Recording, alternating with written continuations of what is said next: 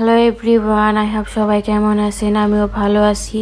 তো বরাবরের মতন চলে আসলাম আরেকটা ভিডিও নিয়ে। তো ভিডিওটা আমি ফার্স্ট টাইম রেডি হয়ে বাসা থেকে বের হয়ে গেছি। তো এন্ট্রিটা দিলাম, তো আপনারা দেখতে পারতেছেন আমি রেডি হয়ে বাসা থেকে বের হয়েছি। তো ভাবি বলতেছিল চলো মার্কেটে যাই, কিছু জামা কাপড় কিনবো। তাই আমি রেডি হয়ে আমি ভাবি তাবাসুম রেডি হয়ে বের হয়ে গেছি। তো তাবাসুমে বললাম আসো একটা ছবি তুলি, ভিডিও করি। দৌড় পাইরে আমার মার কাছে গেল।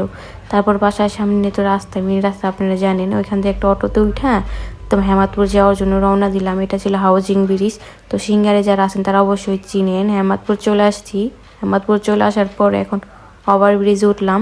তো দেখতেই পারতেছেন তার মাঝে মাঝে আমি নিজের একটু স্টেপ নিতেছিলাম।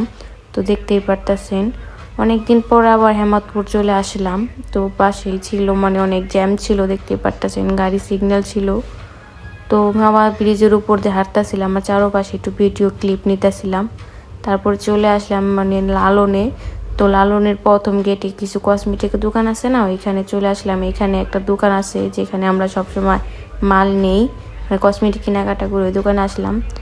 তো দেখতেই পারতেছেন কি সুন্দর সুন্দর চুড়ি, ব্রাইডাল চুড়ি, বিয়ের, তারপর হার, এগুলা ঘুড়ি, অনেক সুন্দর সুন্দর ঘুড়ি ছিল, হার ছিল। তারপর ওইখান থেকে চলে আসলাম আপনার কাপড় চোপড়ের দোকানে।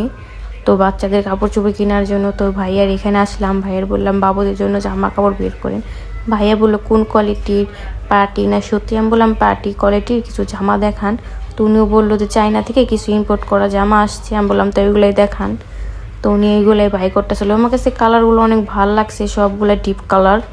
তো পরলে সুন্দরই লাগবে, যেহেতু তাবাসুম অনেক সুন্দর, ওকে এমনি যে সব কিছু পরলে অনেক সুন্দর লাগে। তো ওর জন্য কয়েকটা জামা দেখলাম। তো এখান থেকে একটা জামা পছন্দ হয়েছে, ওই জামাটা নিলাম। তারপর ভাবির জন্য রেডিমেড একটা জামা দোকানে আসলাম, রেডিমেড জামা নিবে উনি।